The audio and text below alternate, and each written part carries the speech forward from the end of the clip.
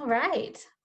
Welcome everybody to Grant Writing and Nonprofit Funding 101.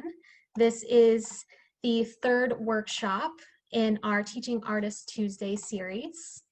Thank you for joining us today.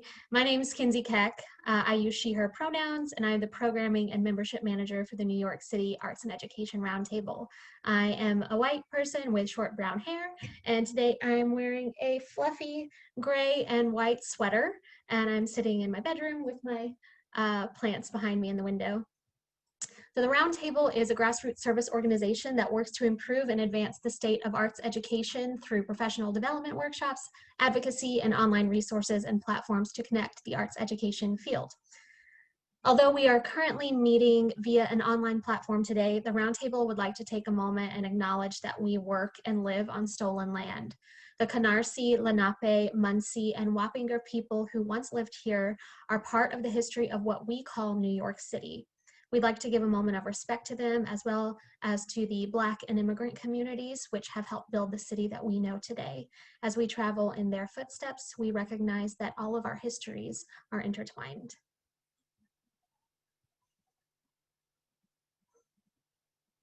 Thank you. Before we get started, I just want to go over a few housekeeping notes. So if you're having trouble with Zoom, please just refer to the one sheet that was forwarded to you with the login information for today's call. And I'm just popping that in the chat as well right now. Please do keep your mic setting on mute unless you are the person speaking. We encourage you to use the chat box to ask questions, share resources, and connect with other participants. The chat box transcript will be saved and shared in a follow-up email after the session, and we'll also be collecting questions for our presenters from the chat for Q&A. This call does include closed captioning. To activate that setting, just click the little arrow next to the closed captioning button that's on your toolbar and select show subtitles. And in that same menu are your subtitle settings, and you can adjust the size of your captions right there. And this session is going to be recorded. So we will post the recording on our website, YouTube, and Vimeo channels. We'll also aggregate any resources that come up during the session. A link to all of those things and the recording will be emailed to registrants within about a week after the session. And I believe that's it for announcements. So without further ado, I would like to turn it over to our fantastic facilitators today. We are welcoming freelance grant writer Zena Hinds, who is currently working with Opening Act, Tectonic Theater Project, and STEM from Dance, and Katie Rainey, teaching artist and director of the Teaching Artists Project at Community Word Project. Thanks for that intro, Kinsey. Cool. Before we get started, I just want to introduce myself. I'm Zena. My pronouns are she, her. I am a white woman with short, dark brown hair. I'm wearing a dark blue shirt, and I'm in a very sparse white room because one of my roommates left in April, and now we use his room as an office and haven't decorated it. Katie, do you want to introduce yourself? Yeah, I'm Katie Rainey. She, her pronouns. I'm a white woman with blonde hair, and I'm wearing my favorite rainbow sweater. And I've got a lot of books behind me. I am a teaching artist and the director of the Teaching Artists Project. I'm also one of the co-chairs of the Teaching Artists Affairs Committee at the Roundtable. If you're interested in the TAA committee, I'll drop my email in the chat at some point, and you can email me. And I want to jump in the structure for today. We're going to have, Zena's going to put up a presentation pretty soon, and it's going to be broken up into sections, and at the end of each section we'll have space for questions, but if you have questions as we go along, please drop them in the chat. I'll be looking out for them, Kenzie will be looking out for them, and we want to answer them along the way. Thanks, Katie. Before I start sharing the presentation, I just want to talk about my approach to grant writing generally, and perhaps help to alleviate some fears around grant writing. I know when I started, and I hear from lots of my coworkers and friends in the arts that grant writing seems like this strange, opaque process, and it's very formal, and no one really knows how it works, and how do you even learn how to do it. And so I just want to say that I didn't know how to do grant writing when I started. You just learn from experience. If you know how to write clearly and answer questions, you can grant write. There's no secret formula, there's no special training. It's just following the funder's guidelines and really charting out your thoughts clearly. So I hope that helps maybe take you down a level if you came into this with any preconceived notions about how strict grant writing can be. So I'm gonna share my screen really quick. There we go. Okay. The first thing we are going to start with is just a glossary of some key terms that you'll see a lot in the grant writing field. There's an LOI, a letter of inquiry. When we start talking about writing your narrative, we're mostly going to be talking about what an LOI looks like. This is a short introduction to your organization or your project, usually 3 to 5 pages, and it is either literally an introduction to a funder if you don't know them and you're asking to be considered for further funding, and it can precede a full application. In some cases, an LOI is also the full application that a funder will look at. They'll only look at those 3 to 5 pages, and that's all you'll need to submit.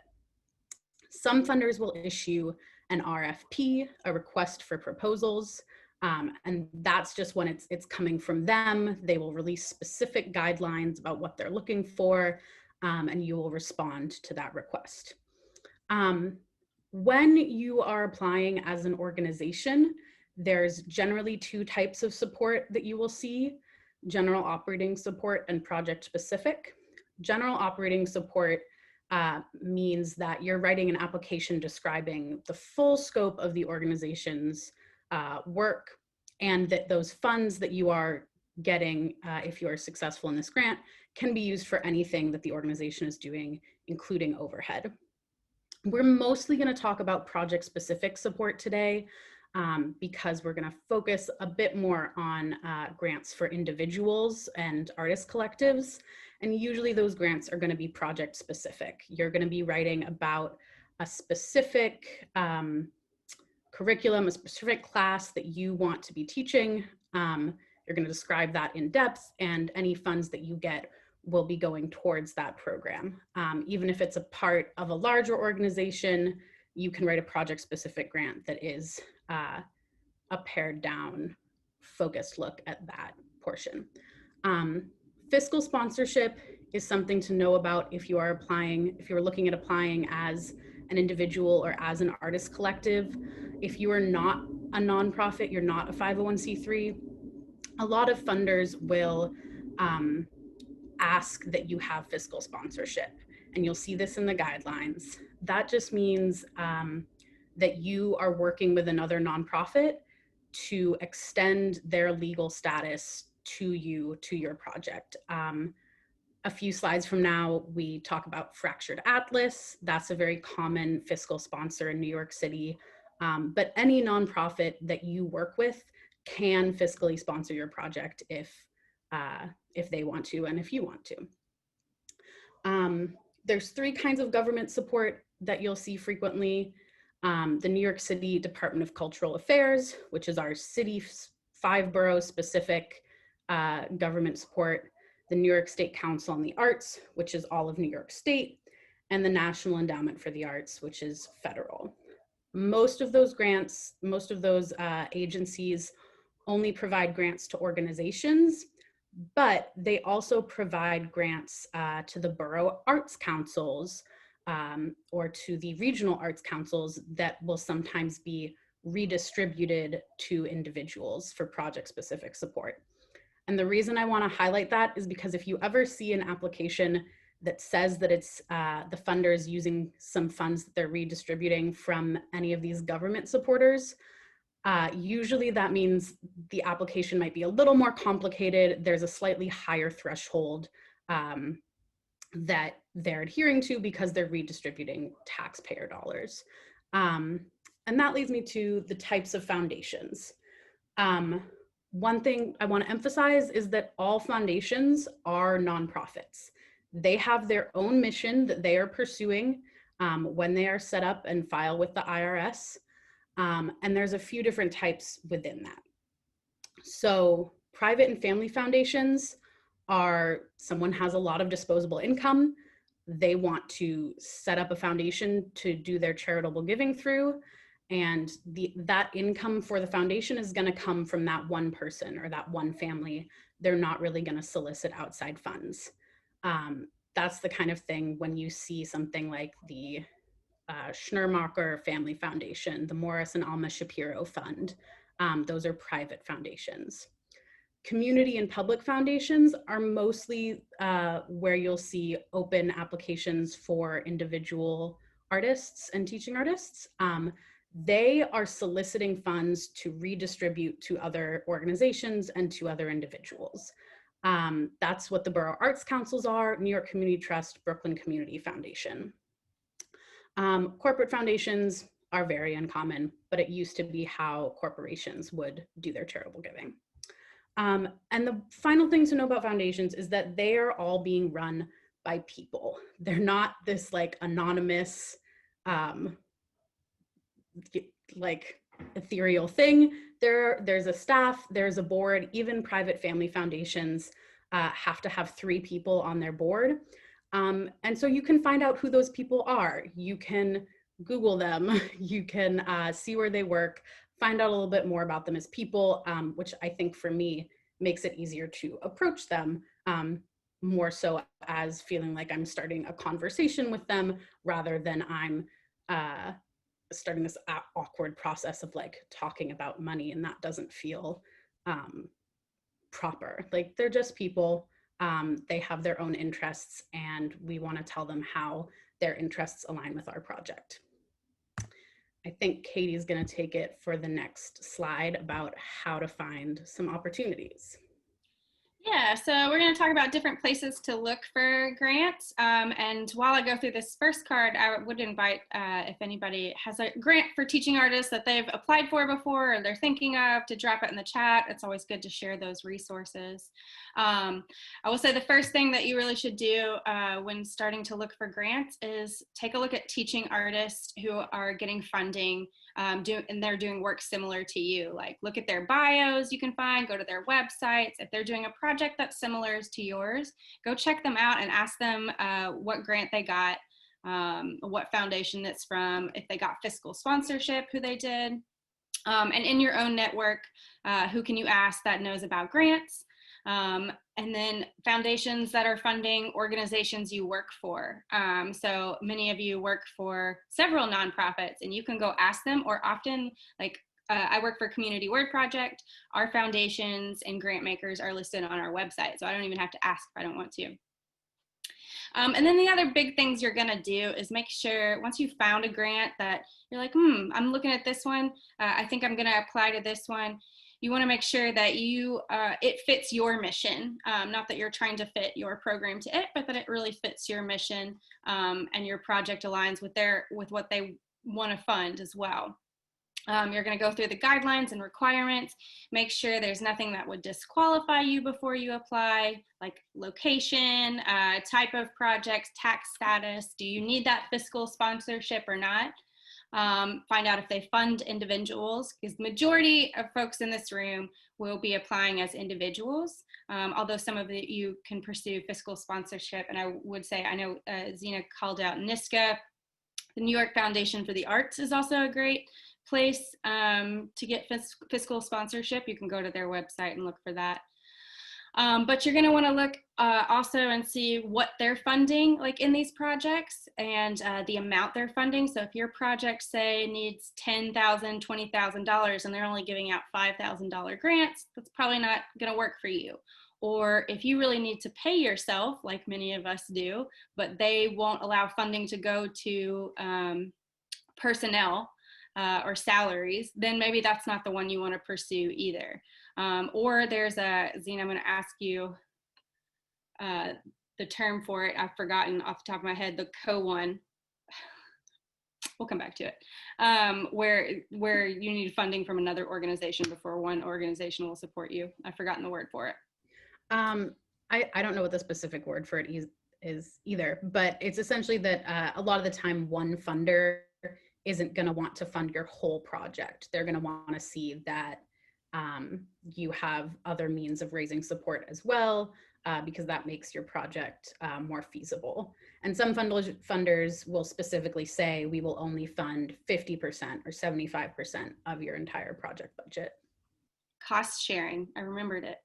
Cost sharing. Look out for that. If they say they will only fund cost sharing, that means they're only going to give you this grant if you have other grants lined up too. Okay, I think we can go to the next slide.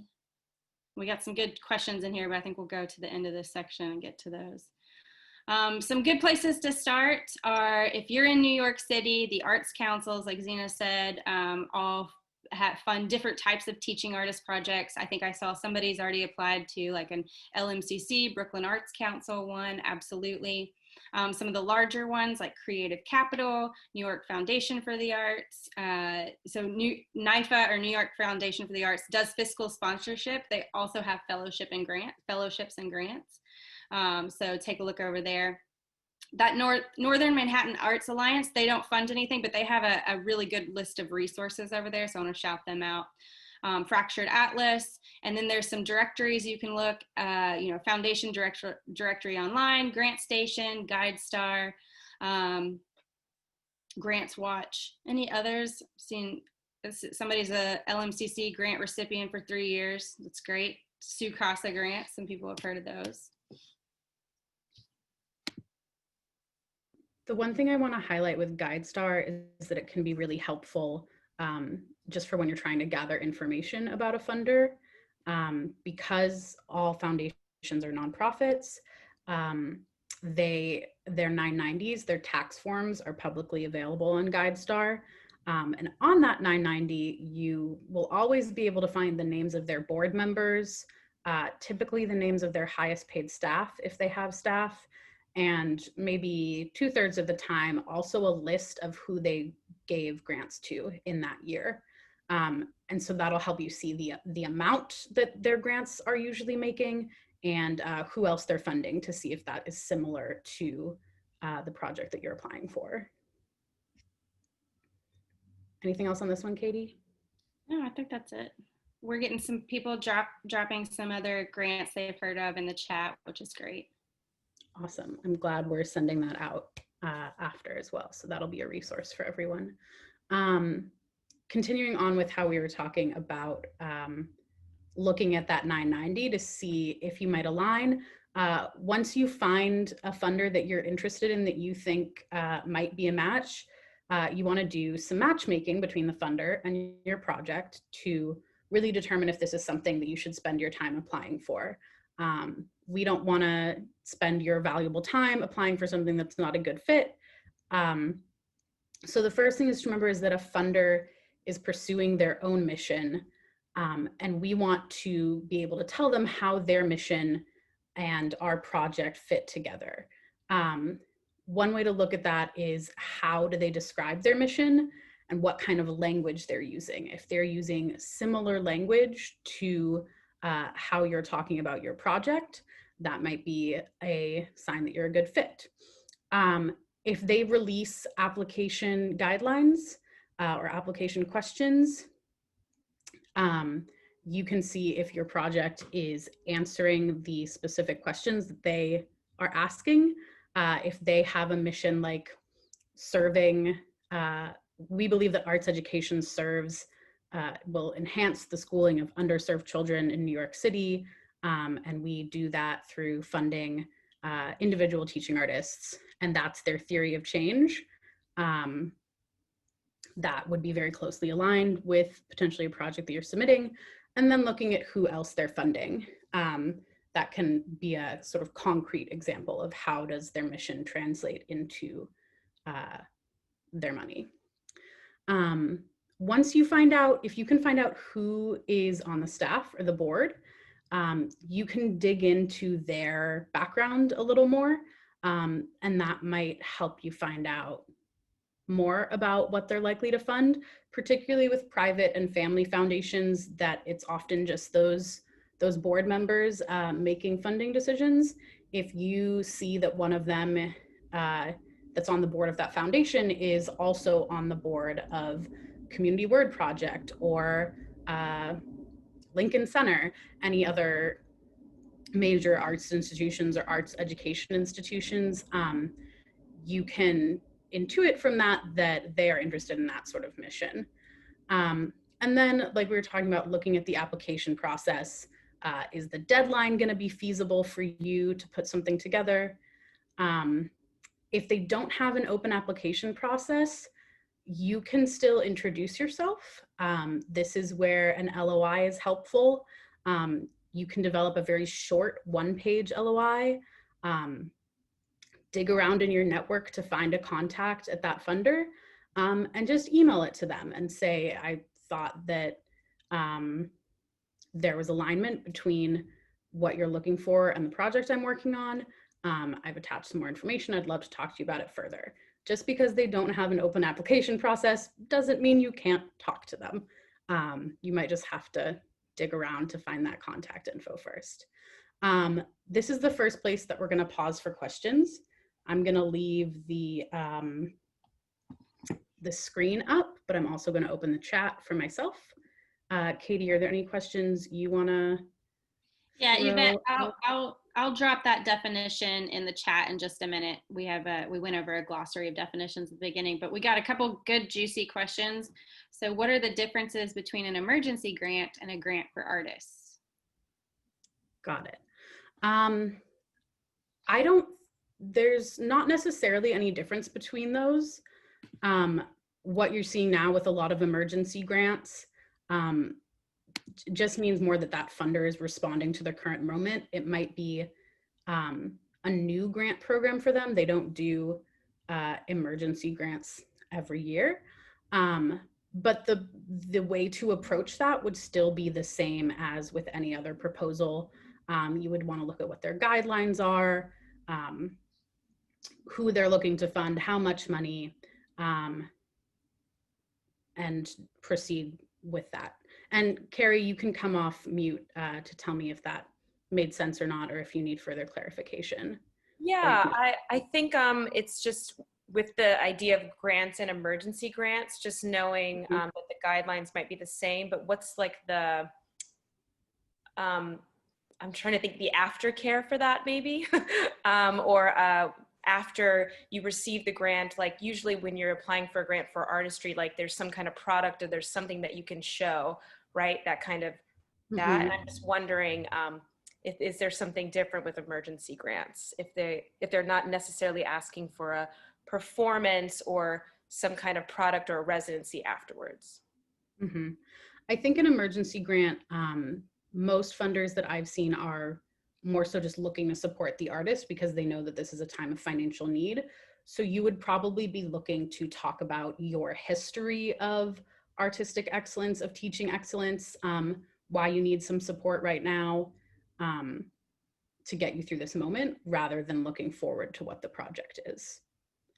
Yeah, I would add that the Roundtable recently gave out emergency relief grants for teaching artists, and there was no condition on the way that you use that money if you were given that grant. It was a relief. You didn't have to do anything. You didn't have to check in on anything. So I think it just depends on the grant. And then we have one more from Carrie. What's the difference between applying for a residency, a proposal, and a grant? Are those terms interchangeable? I think a proposal and a grant are going to be fairly interchangeable. A residency, if you're looking to partner with an organization or a space that is providing you resources, would depend on, again, their guidelines. But I think that's also going to be fairly similar, just because instead of giving you money, they're giving you resources, they're giving you space, they're giving you access. But in terms of what we're going to write for those things, which is what we're going to talk about next, the approach would be very similar in those cases. We got one more from somebody out west saying, any thoughts on guidelines about applying in states other than NY? So unfortunately, I'm not super knowledgeable about California. I know that there is a regional, the Western States Regional Arts Council is like the federal arts council. Depending on where you are. I know Theater Bay Area may have a lot of resources for you, but I would start by looking at the organizations in your area and who is funding them. Thanks for that link, Katie. Yeah, I just heard about the California Arts Council, so that's why I'm sharing it. Yeah, and a couple of those that we listed, and you'll get this slideshow and some other materials after, a couple of those are not New York specific on the where to look, mostly just our arts councils, but in any city, I think Katie froze for a sec, but definitely Creative Capital on the previous slide lists national opportunities as well. Hopefully Katie's able to rejoin us at some point, but it's okay if she can't because I'm presenting the next portion. So this is kind of the meat of our discussion. How do we want to write our narrative? Some applications you see, you will be answering specific questions that they are asking, and some will just be free form, which is like an LOI. The components, the points that you want to hit are going to be similar in each case. In an LOI, you're just going to be putting it together yourself. If you're answering their specific questions, you still need to figure out how you're going to tell your story within their format. So the key points that you should be hitting in any narrative are talking about, as an organization, your history and mission. If you're applying as an individual, you're going to talk about your artistic vision, what brought you to this point, what motivates you to do the work you're doing. This is your chance to be a little inspiring. You can brag a bit, talk about why you are doing what you're doing. And this is also somewhere to tweak your language to match their priorities. I want to emphasize that I'm not saying to change your project to fit a funder's guidelines. That's a recipe for stressing yourself out and unnecessarily changing your project. But just if, for example, a funder uses the language, we believe in the dignity of all people, and your project is focusing on helping people develop respect for different cultures. You could swap the word respect for dignity in certain places to just mirror the language and make it really easy for them to see how your project aligns. The next section, statement of need, you can kind of think about this as like your thesis statement. If you go back to high school or college writing, what is the problem? Why is the problem happening, and how are you going to help solve it? How is the project that you're proposing going to help your intended audience and the community that you're in? Or if it's a project to fund some sort of artistic development, how do you imagine it helping you as an artist, as a teacher? It can be really helpful here to use data to back up what you're saying. We all know that arts education is incredibly important. We all know the impacts it has, but depending on the funder you're talking to or the person that's reading your application, they might not be as well versed in all the research that has been done about that. If you can find, pluck a nice quote from the abstract of a piece of research about arts education shows students engaged in arts education show a 75% higher attendance rate. Giving whoever's reading your application something tangible like that can be really helpful to help them understand why your project is going to help the problem that you are describing.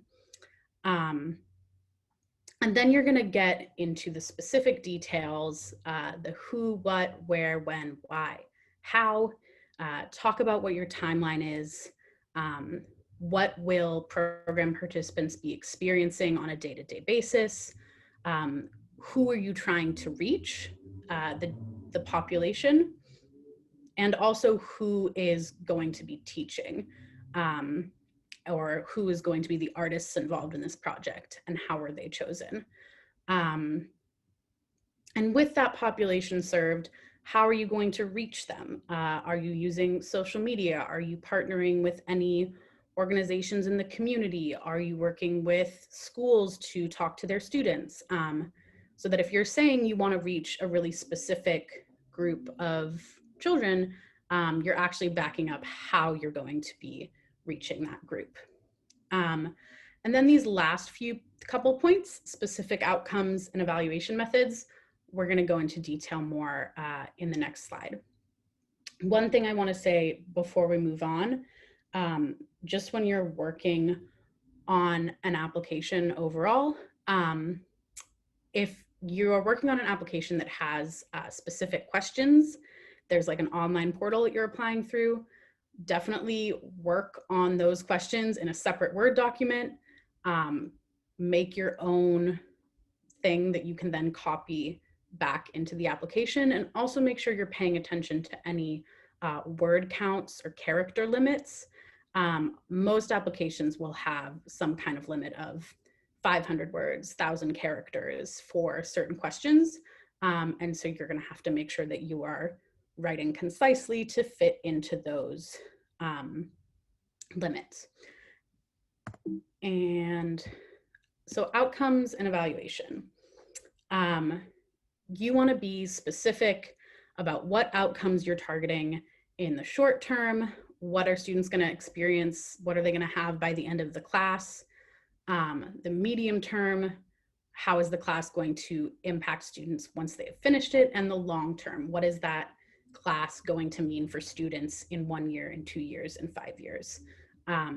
It's okay, particularly for long term, to be a little vague. But if you're, for example, saying, you know that arts education is going to help students with college persistence, and you're pulling data from a study that can support that point.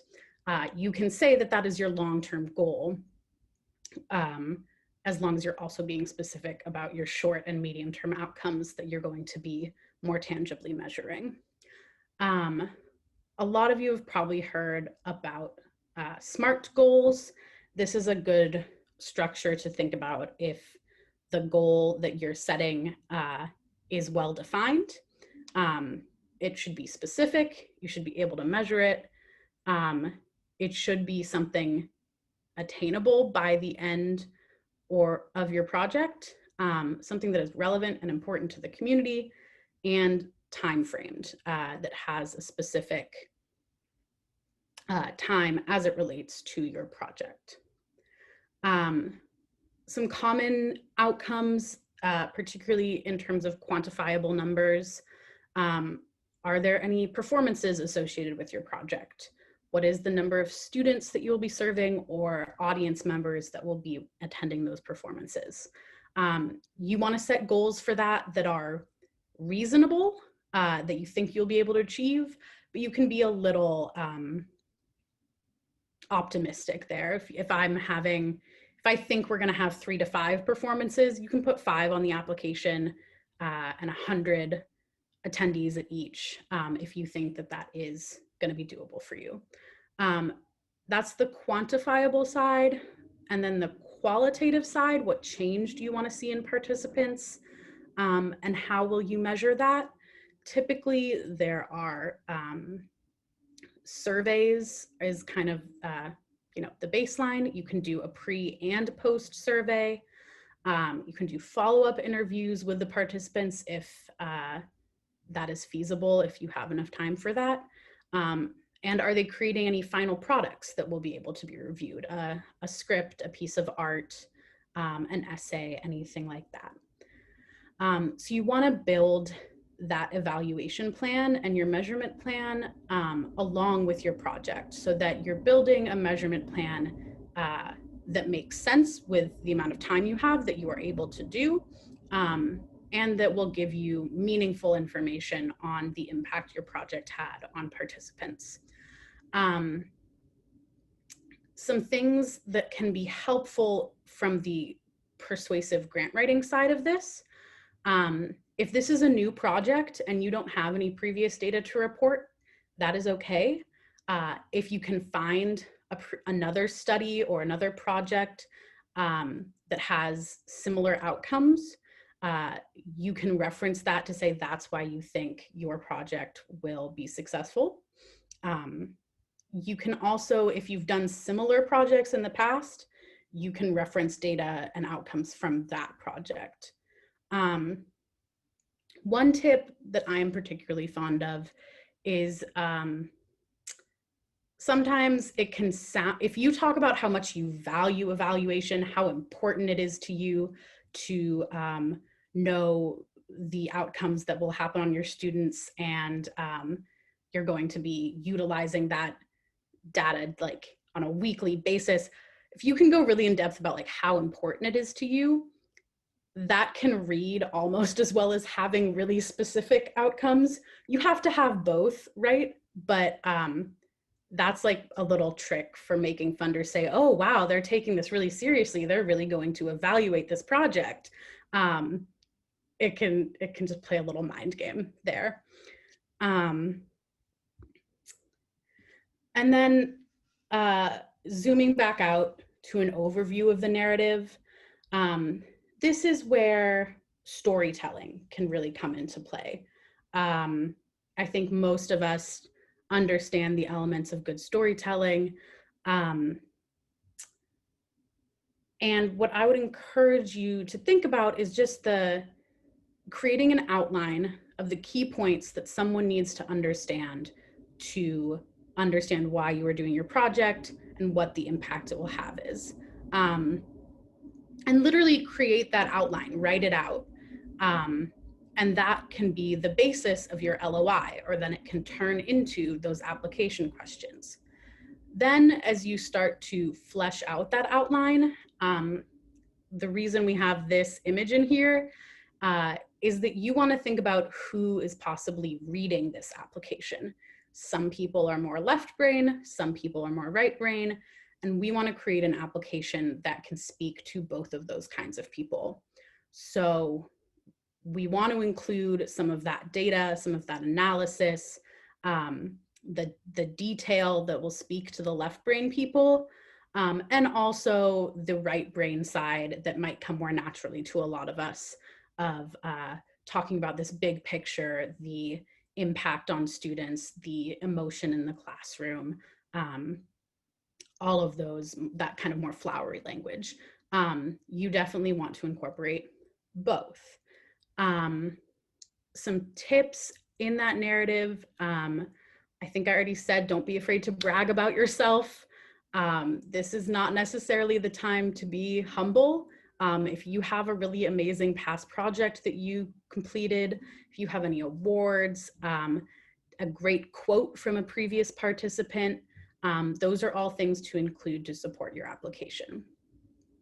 You want to make it really easy for them to say yes. So once you've developed your outline and you've developed your language, go back through, look at the funder's mission, and find places in your application that you can tie that mission to your project, particularly at the beginning and end of your application, because those are going to be places that they pay attention.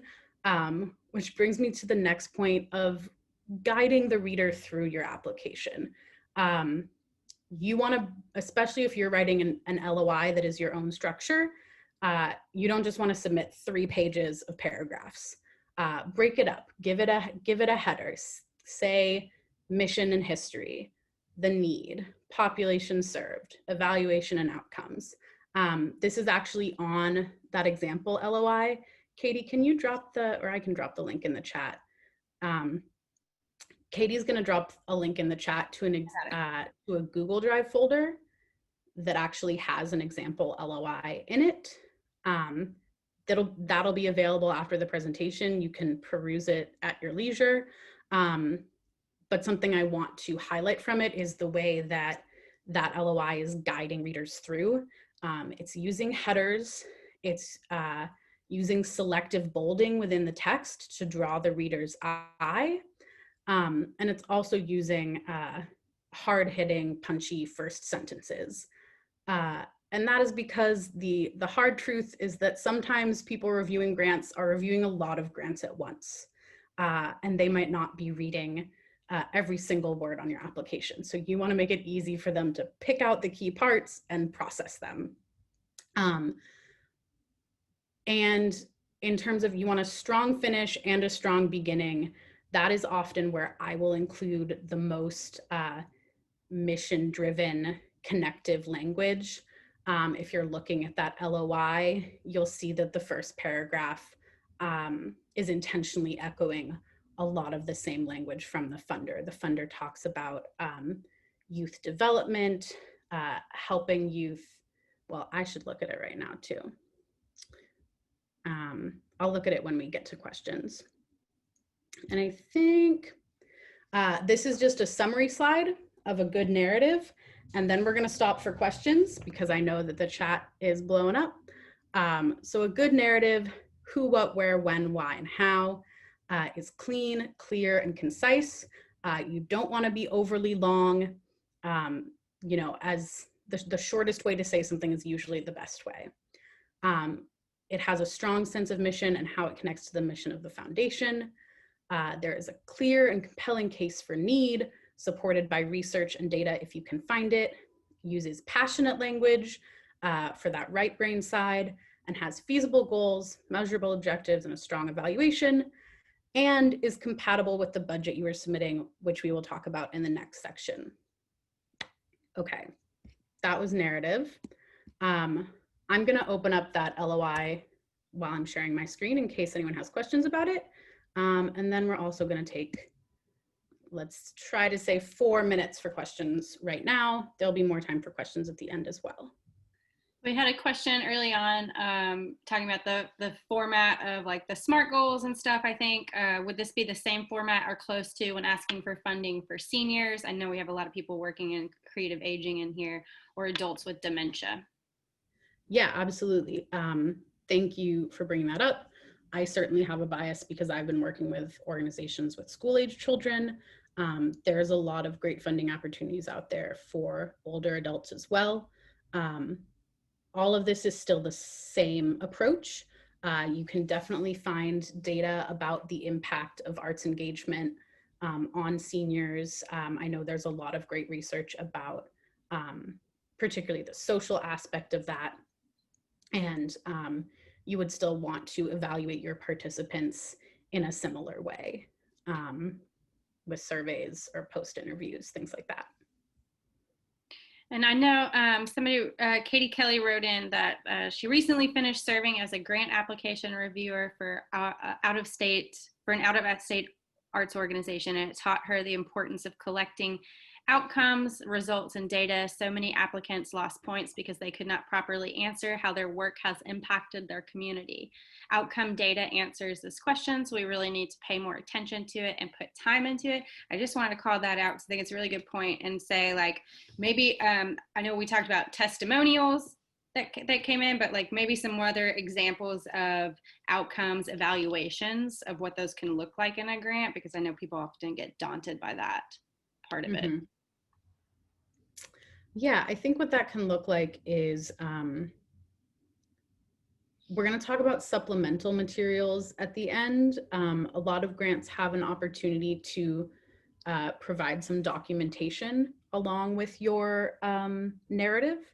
And so if you have any previous similar projects of video of your participants, images, any art that was created by participants at the end of a previous session, you can include that in the supplemental, and you can also talk about it in your narrative. So you can say, we see our participants creating art that is deeply expressing their personal beliefs, whatever language. And then you can say, like, see supplemental material attachment, like see name of document. So that you're calling the reader's eye to that. If we're talking about school-age children, there's definitely opportunities to provide parent testimonials as well for talking about the impact on communities, or if you have any quotes from community leaders, even other funders. If you if you're lucky enough to have other funders for your project that have been supporting you, if they can provide a quote saying like that they have seen the impact of your project, that can also certainly be helpful. Oh man, we just got a really good couple of questions in here. We might not get to all of them this section, but we will towards the end, I think. But this one's really good. How might you provide evidence if you are developing a brand new program that has not been run previously? Yes. I would try to look for similar, think about what you want the outcomes of that new program to be, and then see if you can find any studies that support those outcomes. Does that make sense? Yeah. Pam? Great. Makes sense to me. Sorry, I didn't mean to answer for Pam. Pam, does it help? Yes. Okay, good. For participants getting a release for those materials, I think probably a good practice is to have participants sign a release at the beginning of class. I am not a lawyer. I'm not providing advice. But I think if you just say that, material may be used in applications for future funding, but will not be shared publicly, I think that's fairly standard. We've got one more. Do you have time for one more? Yeah, sure. Work with students that have done. Can you clarify what you mean, Patty?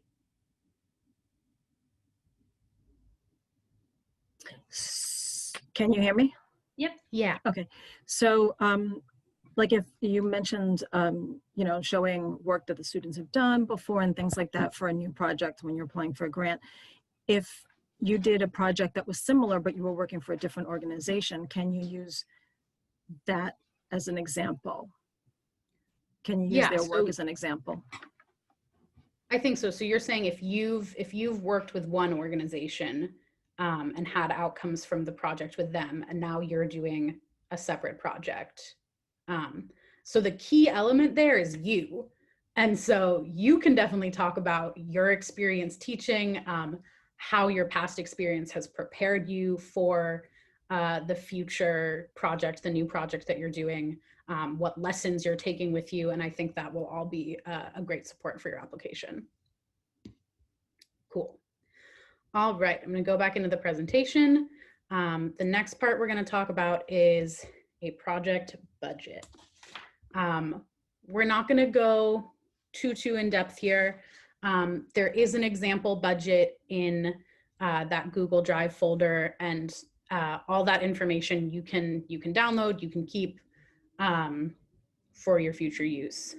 The first thing to emphasize with budgets is checking the guidelines for what the funder will or will not fund. If they, some frequent things that they won't fund, maybe I didn't put it in here. Frequent things that funders won't fund are special event expenses, fundraising expenses. Some funders don't want to pay for purchasing equipment. Some funders, as we mentioned earlier, don't want to pay for administrative overhead or administrative personnel. And frequently you'll also see the opposite, that funders specifically want to pay or are interested in paying for artist fees, that they want to see artists being paid a living wage. So before you start putting together your budget, make sure you're looking at any guidelines that they're giving you. If the funder gives you a template, use that template. Don't make your own. They'll be used to seeing it on their template, and it's already made for you. If they don't give you a template, you can create your own, and you'll want to include categories that are relevant to your project, so you can pick and choose a little bit. Your budget is always going to have revenue and expenses, and you're going to want revenue and expenses to balance to zero. Common revenue categories are earned income, which is if anyone is paying for tickets or for tuition, that is earned income, versus contributed income, which is the grant you're applying for, any crowdfunding from individuals, any corporate support, any events fundraising that you'll be doing is contributed income. And that all gets earned income and contributed gets added together for your total revenue. And then on the expense side, this is really where you want to make sure it's lined up with your narrative. If your narrative talks about busing students to your program, then your budget should include a travel line for that busing. If your budget talks about paying 5 artists to engage in a nursing home, then your personnel should very clearly include payment for those 5 artists. Other common categories are supplies that you'll need to carry out your project, space rental if you are renting space, marketing costs, if it's something with a performance associated, production costs, and travel. And when you're building those expenses, you want to make sure it aligns with the narrative. And similarly to the narrative, it can be somewhat concise. You want to give the just right Goldilocks amount of detail that shows you have clearly thought out what your budget is, but you don't need to itemize every single thing. Like, you don't need to break out markers and sticky notes and printing. You can loop that all into supplies, and that's fine. One tip is, if you're writing this application 6 months before you're actually conducting the project, you might not know the exact numbers. You're estimating, that's fine. If when you're making those estimations, instead of saying $750, you say $763, it makes it seem like you've thought about it more, because it's not just an even round number. If your whole budget is even round numbers, it seems like maybe there's actually not a lot of detail there. And then also in your budget, you can use words. It doesn't have to only be numbers. And I would encourage you to use words, either including just a footnote at the bottom that explains any specific categories, why they're built the way it is, or how you expect to raise the rest of the income. Or you can also, in your spreadsheet on each line, if needed, create a short note for what that line is about. You're doing that because you want to connect the dots between the narrative and the budget. And also, you're going to have people reviewing your application that are just going to skip right to the budget. And so if someone's looking only at your budget or looking at your budget first, you still want them to be able to get a general sense of what your project is about. I'm going to pause there for questions on budget. Let me open the chat. I don't know that we have any right now. Oh, great. Somebody said they got too specific. Heidi said that she got too specific on her calculations and that it backfired. Okay. Can you clarify how it backfired? Like when you had to report, or? It was a regional arts council issue, and I rounded up. And I actually think it was bad on their, it was their bad. They shouldn't have given this panelist so much voice in it. But I rounded up the value of steel cost for a public art project. So it's not related to in the classroom. But because I was so specific with how much per pound it was at the time that I was doing it, they were like, oh, that's totally not. And it nicked my budget numbers by $4,000. And so, because they were like, well, she bid too high on the steel prices, but really I just wanted X amount of money for steel, not how much per pound. So like, I run it by the project officer or program officer, just to say, look at this real quick. They're not reading the narrative, but the budget actually, I'd say more than half of your panel looks at the budget because it's cleaner than the narrative. So yeah, I do run that by them just to say, is this too much information, not enough information? Because they know they're panelists. Yeah. Thank you, Heidi. That's really helpful, and actually reminds me of something that I meant to flag a little further back. With the arts councils specifically, and with some other funders as well, your application will often be reviewed by a panel. of people that are separate from the funder organization itself. So you can ask program officers for support. They're not the same people reviewing your application, and that's, doesn't create a conflict of interest for them. And then you also want to know that when a panel is reviewing your application, you're definitely going to get people like Heidi was talking about that have specific things that they're looking to see. And so you're kind of trying to create an application that is strong in the budget, strong in the creative side of the narrative, so that you can talk to those different people on the panel. Let me address these last two questions and then we're going to move on. Great. So, Katie, great question. I'm just going to read it for everyone. Why a budget should balance out to zero.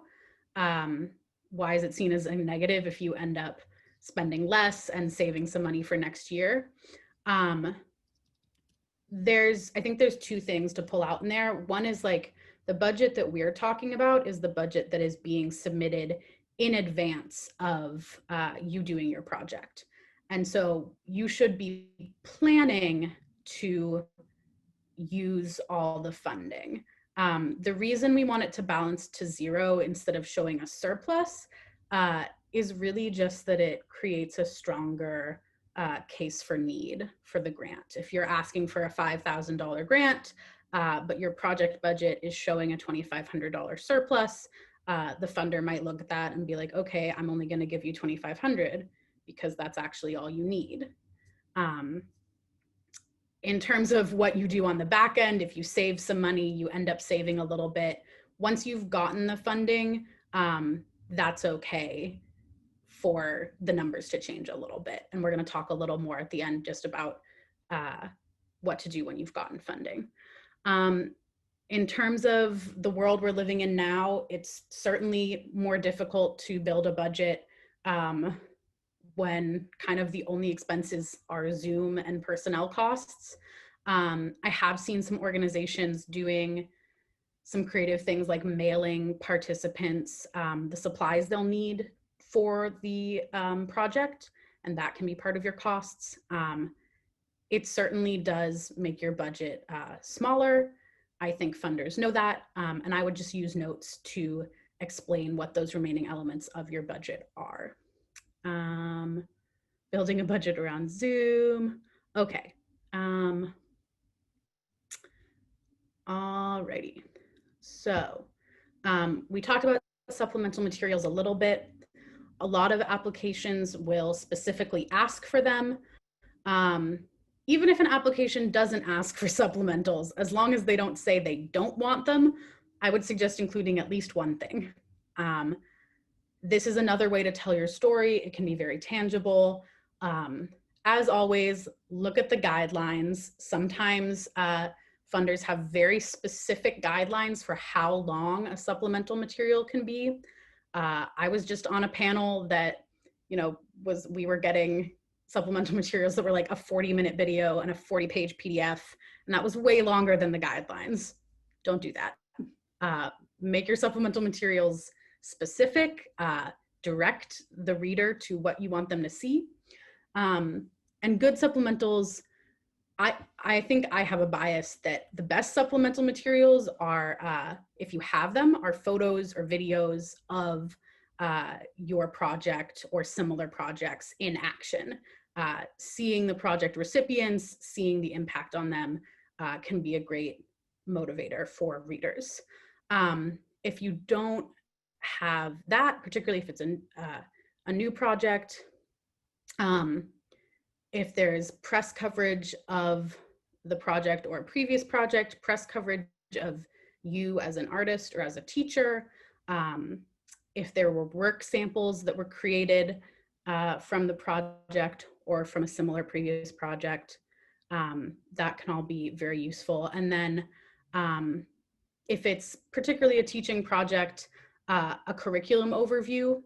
It doesn't need to be a 40-page PDF, but if you can, in a few pages, outline your curriculum overview, your lesson plan, how it ties into any state art standards that you might be using or outcomes that you are targeting.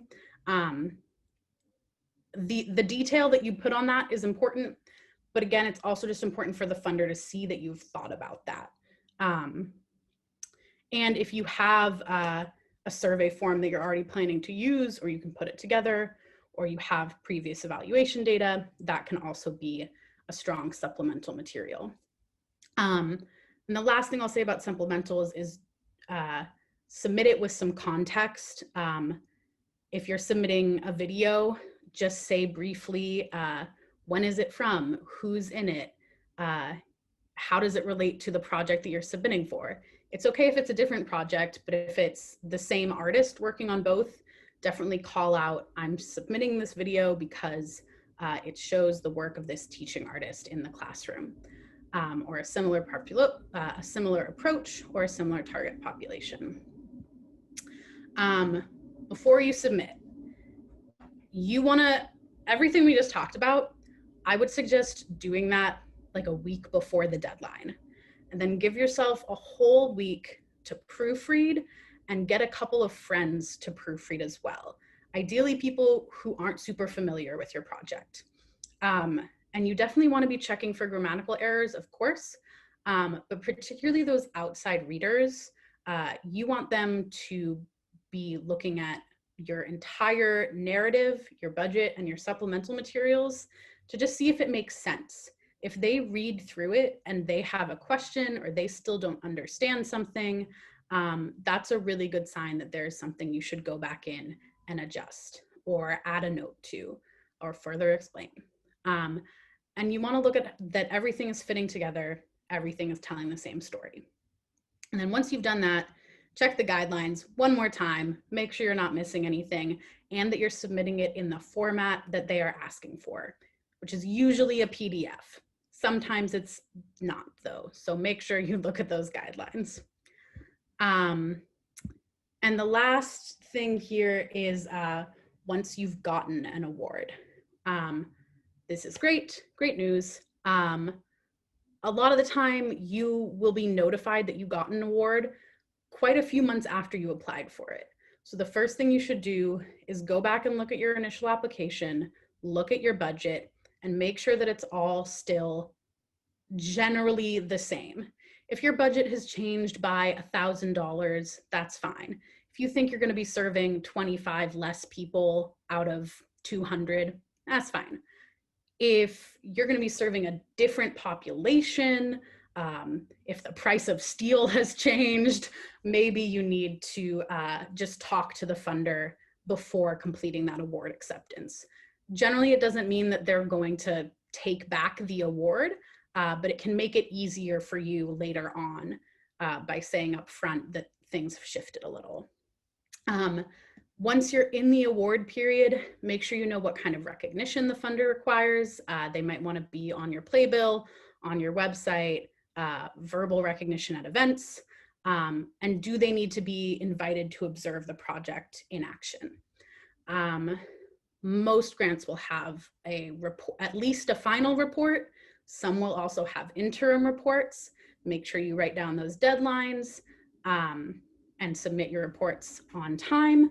And if you can ask the funder what questions are going to be asked for on those reports, or how they want the budget to be reported, you can track that as you go, just to make it easier for yourself when you get to that deadline. And then on a larger scale, look, this funder is now part of your network. They want you to succeed. They believe in your project. So think about how else you can leverage this relationship beyond just funding. Is there anyone in their network that you really want to meet? Can they introduce you to other funders? Can you just get coffee with the program officer to add someone else that is in your network? Think about this part as developing a relationship and not just the transaction of the award. All right, I'm going to stop for questions on supplemental materials, final submissions, and when you get an award. Let me open up the chat. No questions yet, but we might be getting some people typing them in. Great. I'll give it a minute to see if we have any questions.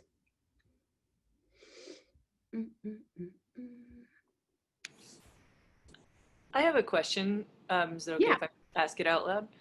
Totally. Okay. I have never done this process before. I'm curious regarding when you're budgeting for paying yourself as an artist. How do you like, from the perspective of the grant funder, how do you value yourself, and how do you not undervalue and not overvalue what you would pay yourself or your artists if there's multiple artists involved? Mm-hmm. The way I would answer that is first, like, recognize that artists are always underpaid and we're invaluable. But tangibly, look at the size of your entire budget and then figure out what the artist pay should be from there. I would generally say personnel can be quite a significant portion of your budget, maybe even up to 75%. If most of your budget is personnel costs and there's nothing in the guidelines that says that they don't want to see that, just make sure you provide some justification, which is, how many hours do you expect to be working on this project? If you're paying yourself $5,000, what is the hourly rate that breaks down to? And how does that compare to how teaching artists are normally paid, or what a normal hourly rate is? Does that help? Cool.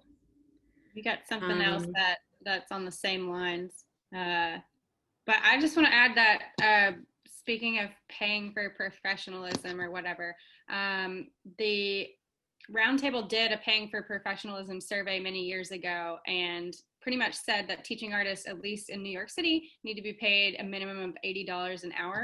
So valuing yourself by like what the city is also like the Teaching Artists Guild has a pay rate calculator, and it's not based on what teaching artists are actually paid. It's based on what they should be paid. So I would also just say value yourself that way on what you should be paid, not what you're being paid currently, maybe. Yes, 100%. Thanks. Yeah, that's the Arts and Education Roundtable survey. Those are great resources. Jackie, the emotional context of paying yourself, I think we're all taught to undervalue our work or just work for free or do it in kind. And one of the first teachers I had building a budget said, she was like, the first thing you put in is paying yourself. And just repeating that to yourself and internalizing it. When you're submitting a budget for a grant, it's your ideal version. And so in your ideal version, you are paid fairly. And as Kimberly just put in the chat as well, you can definitely cite those reports as some backup for the pay amount. May I voice a question? Yeah. So I was wondering if you could speak about navigating politics in terms of when you meet with funders or potential funders, and they have a slightly different idea of how to teach or how students or what students should be learning, especially like how students learn in the public school system versus how they learn in higher education. Differences like that, pedagogical differences in politics, I guess. Sure. I'll talk about like specifically my experience with Opening Act. There are some funders that we are applying to that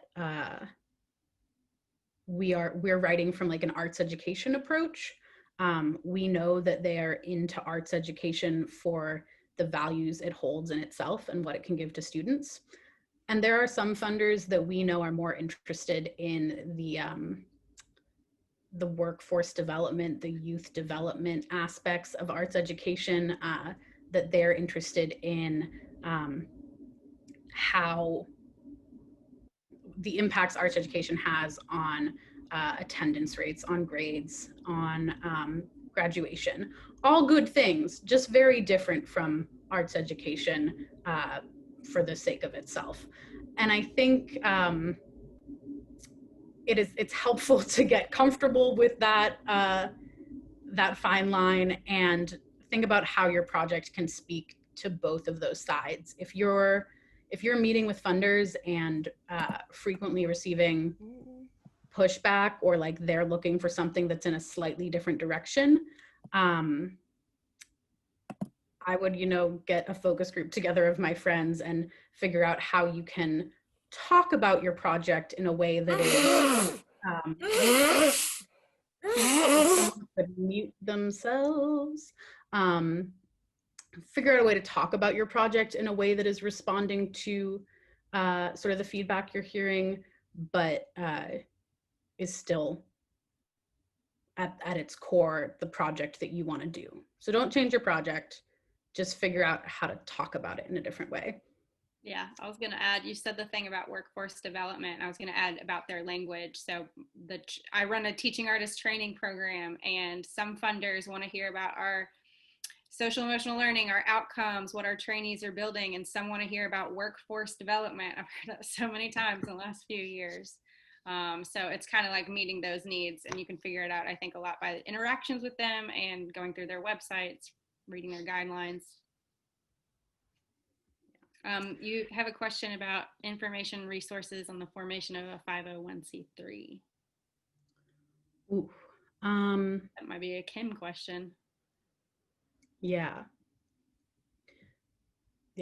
I would be happy to talk to you about that offline. I have, in the past, I started a 501c3. There are lots of things to consider about whether that is, in fact, the best option for you. But you can also do it. It's not impossible, nor is it incredibly difficult, but you need a lawyer and some money. I'm gonna quickly try to walk us through a case study that we had put together. We're running a little late because you've had great questions, which is fine. LMCC, Lower Manhattan Cultural Council, is one of the borough arts councils. And I just wanted to take a look at their guidelines and sort of talk everyone through with everything that we just discussed, looking at it through the lens of this application, how I would approach it if I were writing a grant for this. So I highlighted some things that stood out to me as I was going through the program guidelines. The first page, they're talking about their mission and their approach. So this is where I was pulling the language that they're using. Rich arts activities, enlivening our public spaces, strengthening our social ties and the health of our neighborhoods. In-depth community-based arts education, effective and innovative, emphasis on quality and depth. So those were the things that if I were to start writing an application, that's the language pieces that I would try to incorporate. Some other key parts here. LMCC actually requires you to attend an information session. Many funders offer information sessions, and I would definitely encourage you to take advantage of those, whether or not they're required. And even if the guidelines are fairly clear, it can be really helpful to hear how a program officer is talking about it, and maybe someone will ask a question that you hadn't thought of. When you're applying to LMCC as an individual artist or an artist collective, they're getting funding from the city and from the state that they're redistributing. If you want to apply for a little more funding with the state funding, you need to be collaborating with a nonprofit organization. That organization does not necessarily have to be your fiscal sponsor, but if your project has a fiscal sponsor, the partner organization must be that sponsor. But they don't have to be. They can just be someone that is contributing resources, facilities, materials to the project. LMCC is also based it's the Manhattan Arts Council, so they have to be based in Manhattan. But this is similar to the kind of grants you would see from the Bronx Arts Council, Brooklyn, Staten Island, etc. Some things that stood out to me in the eligibility guidelines, they're looking for a discrete group of participants. So I would make sure I'm very clearly defining the intended participants in my project. They must offer opportunities for live synchronous participation, and they have to have at least 3 sequential contact sessions. So I would want to make sure that my project is in alignment with those guidelines. This is an example of cost sharing that we were talking about earlier. The creative learning request can be no more than 75% of the total project budget. So if your total project budget is $8,000, your creative learning request can be $6,000 max. And then here, they strongly encourage the use of funds towards artist fees and other project personnel. If I were putting together well, they have their own budget template, but if they didn't, and I was putting together my own budget for them, I would read that and I would add a line in my budget showing showing in the expenses what their funds are going to specifically. And then I would put, if I was requesting 6,000, I would say 5,000 of their funds are going towards artist fees and 1,000 are going towards supplies to hit that guideline for them. And then funding restrictions to make sure that my project is not ineligible. They don't fund in-school arts education programs, and they don't want to pay for facilities, purchases of equipment, or any unrelated admin expenses, among other things. It will be evaluated by a jury. So that is important to think about as you're writing. There's going to be a few different people reading your application. You want to write for the right brain, left brain, so that anyone can understand what you are applying for. They outline their criteria, and your application should address those as a whole. Again, with the cost sharing, when they say demonstrate the ability to raise funds from other sources, that's where a budget note can be really useful, or in your narrative discussing your plans to raise the additional funds. And you can also request jury comments. I would always encourage you, when that's offered, to get feedback on your application, just to help you get better in the future. They ask for funding credit once you've gotten an award, and a final report as well. And I think that was the last, work samples. I wanted to highlight, they give some pretty clear guidelines on work samples. They're encouraged to be from within the last 3 years. And I think the way they talk about what they want work samples to show is really helpful. Bring the jury as close as possible to the participant's experience and highlight the artistic process explored through the teaching methodologies. So this to me says, like, it doesn't have to be some highly produced video. In fact, I would encourage you not to do that. Just something that shows what it is like in the classroom of this project. And I think that was the last thing I highlighted on this sheet. The other sheet I pulled up was their criteria. This is in the drive that we shared. I think you can see my highlighting. And I'm not gonna go through it right now because we are running a little late and I wanna leave 5 minutes for some last Q&A. But this is only 2 pages, their criteria and their narrative questions. And this will be open again, this application process, I think every fall. Is that right, Katie? Do you know off the top of your head? Yeah, and they, again, do have information sessions that you have to attend beforehand, but they're also just like, I've been to their webinars and information sessions. They're also just like really helpful if you're learning to write grants too and not going to apply for theirs. And I know some people did receive in this group. We have some LMCC recipients too.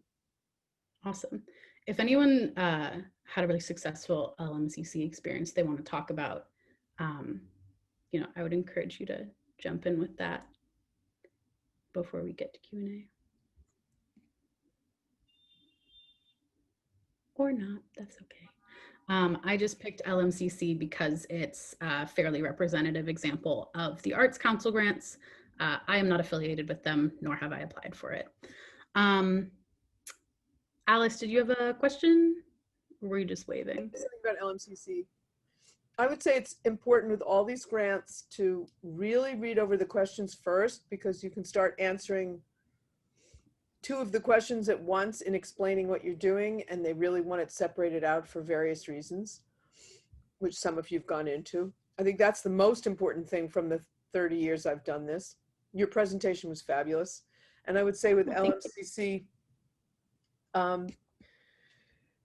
it's tricky because they want a video of you teaching, and I find that that's really tricky, and I'd love you to address that, because I don't have very many videos, even though I'm videoed all the time teaching, because they don't release them because of parents and various rules.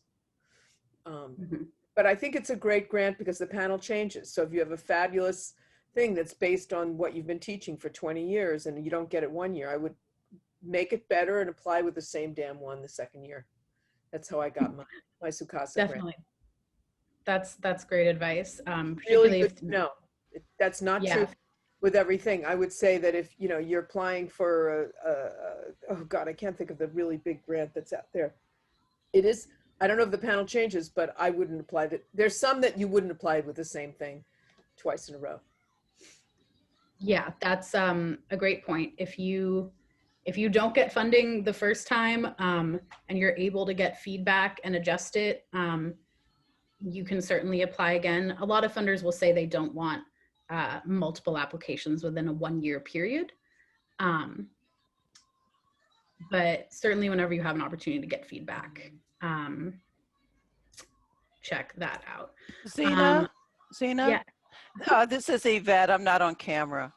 I've gotten 3 grants from them, and I think the MCAF is the one that's coming to mind. I had a great experience. They're very artist friendly. The required workshops about the grants were really helpful and great. I just have always had a great experience with them, though it's been a few years since I've applied for anything, but I did get 3 in the past. And I was a juror one time, long time ago. And I think being a juror is so educational because you learn what not to do. I think someone mentioned that. It really is. If anyone comes across an opportunity to be a juror, that is a great way to glaze your eyes over by reading 40 applications, but it is also very educational to see what other people are doing and what reads well. A few questions I'm seeing in the chat, Jackie, about applications being read by AI. I haven't heard of that being done. I really hope no one is doing that. I think I wouldn't necessarily advise using color in your application on the text. I would use standard fonts, but definitely you can use like italics, underline, bolding to pull out key phrases to help guide people's eyes. I think that's all fine. Maybe not Comic Sans. Yeah, maybe not. Great. Does anyone have a final question? Otherwise, I'm gonna send it back to Kinsey. Okay. Yes, I was born like 2 months before Xena Warrior Princess started on TV, and it has followed me ever since.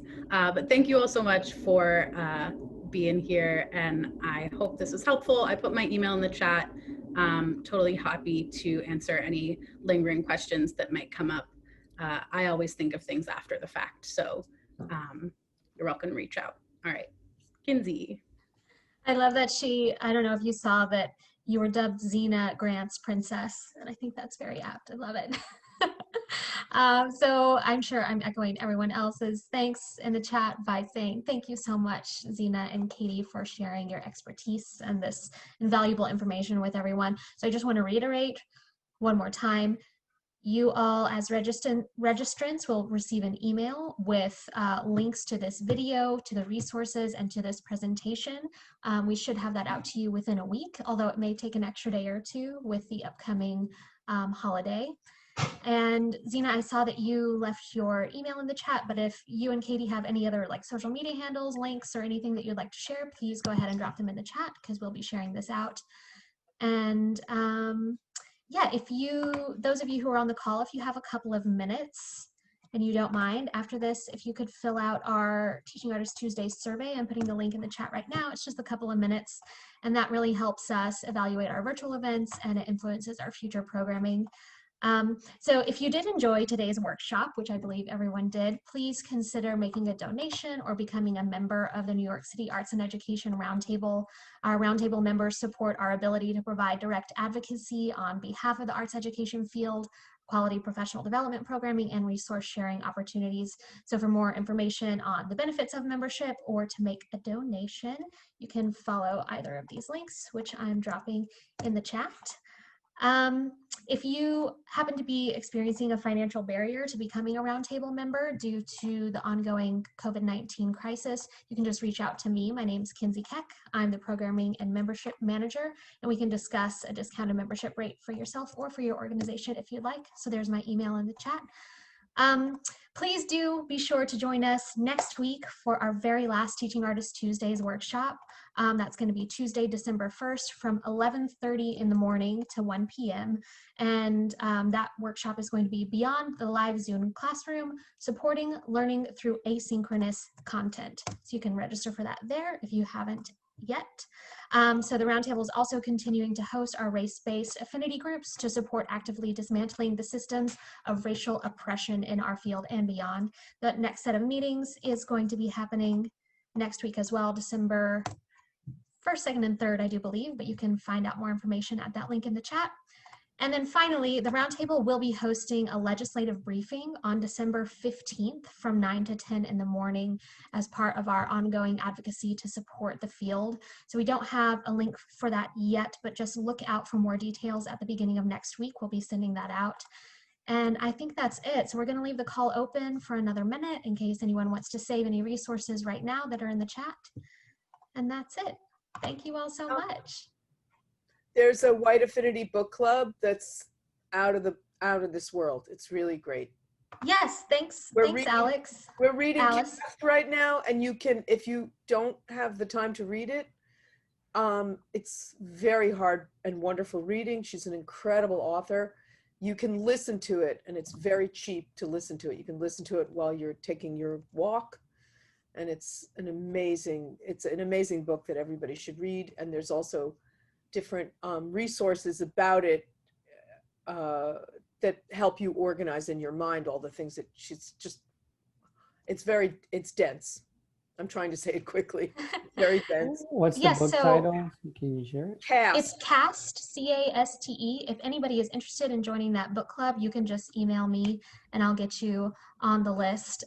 Thanks for bringing that up, Alice. Thanks so much. So the next meeting for that group is in about 2 weeks, I think. So there's still some time to read if you want to join that book club.